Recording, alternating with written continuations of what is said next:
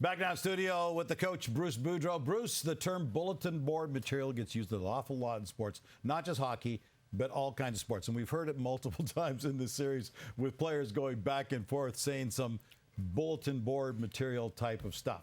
If you're Rangers head coach Peter Laviolette right now, do you try to use some of that trash talk to your favor, or do you just leave it alone?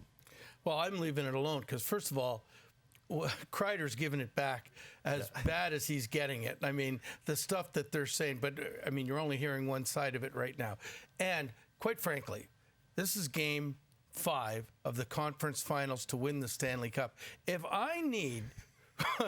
one of my players needs something to say, oh yeah, now I'm really mad, then he's not the kind of guy you need, right? Like, I mean, there is no such thing. You should be so amped up to play every game, no matter what is happening around you, that it doesn't make any difference. And I'm sure that they're almost sequestered.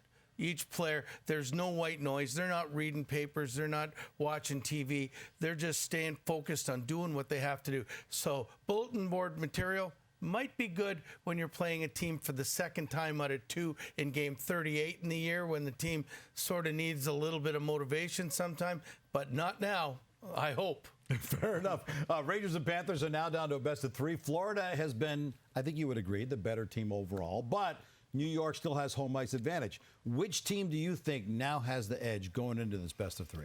You know what, again, there's a question. I've been in the conference final, and when we played Chicago and they ended up winning the Cup, I know it's not me. I've heard it a lot of times, but I know we were the better team for the first 5 games. You're not the first coach to say that. No. First 5 games, we were up 3-2, and we still lost the Cup, lost the conference final, because you only have to be the best team in the last 2 or 3 games. It doesn't matter what's happened before, but be the best team now to be successful. So, I mean, I think in every game has got their own different entity going on. So, I mean, how often have we seen, we're in Toronto, have we seen the Leafs play unbelievable on a Saturday night and Sunday night not there? And it's the same thing here. They could have played 4 bad games by Ranger standards, but they're still tied 2-2. They would be sitting there going, hey, we haven't played our best yet. They're a pretty confident group going into game 5 at home tonight, I think.